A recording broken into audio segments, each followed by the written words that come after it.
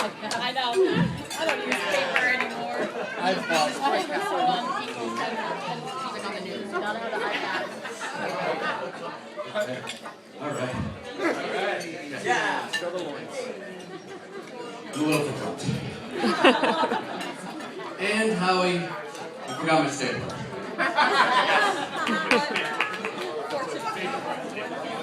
They told me I was going to get a chance to speak early before all the Manischewitz went to my head. Too late. Jamie and I have been friends a long time. So long, actually, that I used to be the one who was the big guy with the short haircut. Oh, my friend, how things have changed. But I guess our close bond really began around the early part of high school. Jamie and I, we ran in one heck of a group. And despite his tennis game and his free throw shooting, we weren't necessarily the jocks. We weren't the nice, were we, Joe? But anytime you take a future scientist, financial specialist, internet technologist, and a Hasidic Jew, and put them all together, that is going to be one intimidating group. Now, amongst our friends, Jamie was the first one to get his license. Mel, how cute was he in your Camaro tooling around? He was like 5'4", maybe 12 miles an hour in your Camaro, all around Framingham. Now, since Jamie's older than me, and we lived in the same neighborhood, this meant that it was his job to come pick me up for our big nights around the town in Ham.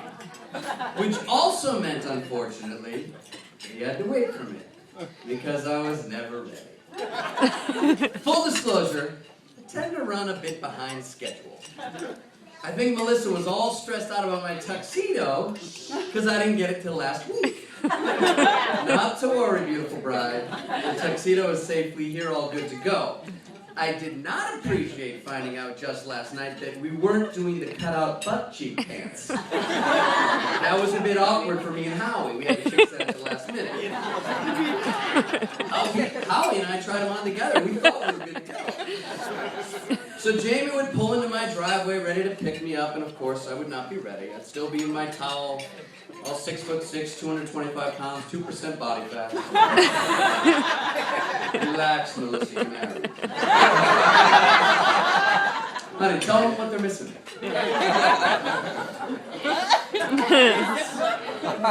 So since I wasn't ready, poor Jamie would have to park the car. My mother would have to go downstairs and let him in. And like any good Jewish mother, what would Jackie do? She would feed him lasagna, meatloaf, chicken parm, brisket. It seems it's catching up to you. Now, I, of course, spent plenty of time at the Ellison house over on Gaslight as well. Melanie, always a very gracious hostess. A few times, she even let me sit on the couch without the plastic covering. Oh, but I used to torment Mel and Brooke. Now, around Halloween, you remember they would put out these bowls of candy corn. Mind you, not bright yellow dripping with butter, very succulent looking corn. These were candy corns. And I, of course, would eat just the white tips and put the rest back. Melanie would yell and scream at me. So when I wasn't at Jamie's house, most likely, he would be at my house, most likely eating. But all this food was merely the appetizer to what soon became a very filling friendship. Jamie and I stayed close throughout high school and into college. He came to visit me in Syracuse. I made my way to UMass. We both traveled abroad. He to Italy, me to Spain. We met up in both places for some very memorable weekends, as our adventures became international. Now, after school, he lived for a while in Maryland.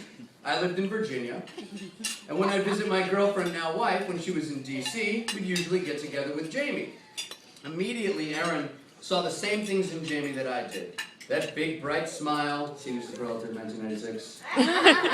Warm heart, easy laugh, and right then and there, Erin and I knew that if she and I were to get married, we'd want him right up there with us, standing beside me as my best man. Almost 40 years later, I'm so thrilled to be returning the favor. Of course, there would be no need for me, for any of us, for this weekend, if Jamie had not met Melissa. And I remember the night he did. Aaron and I threw a birthday party for my sister in Boston, and naturally I invited Jamie to join us. It was on this very night that he leaned over to me and uttered those few fateful words. Bro, your sister friend, Melissa, she's pretty cute.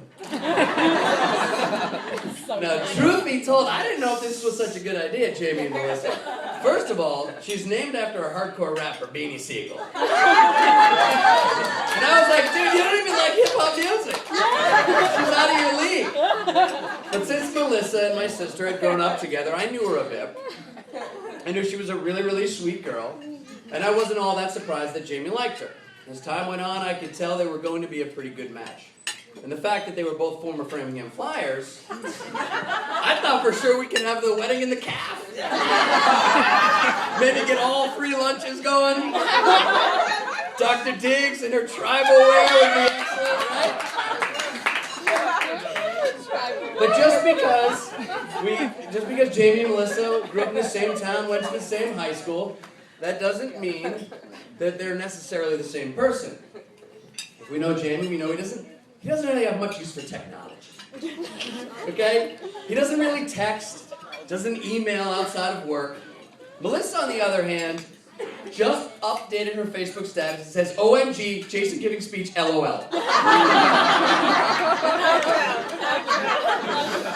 I once asked Jamie why he didn't write back to one of my emails. Melissa told me he didn't have a smartphone, he had a dumb phone. So it's good to know they can give each other the gentle ribbing. Of course, more importantly than just poking fun at one another is knowing that your partner, your wife or husband, has got your back. And as Melissa and Jamie have gone through their share of emotional struggles, tests of life individually, it's good to know they've been able to rely on one another, to count on each other together, and depend on one another. And that's really why we're here. That's what this weekend is all about. Melissa and Jamie, as someone who long considered myself to be Jamie's best friend, I know today, every day forward, that Melissa is, maybe always has been, and hopefully always will be, your true best friends. With that, I congratulate you both. Mazel tov, l'chaim, hava nagila, hooray, hooray, thank you to the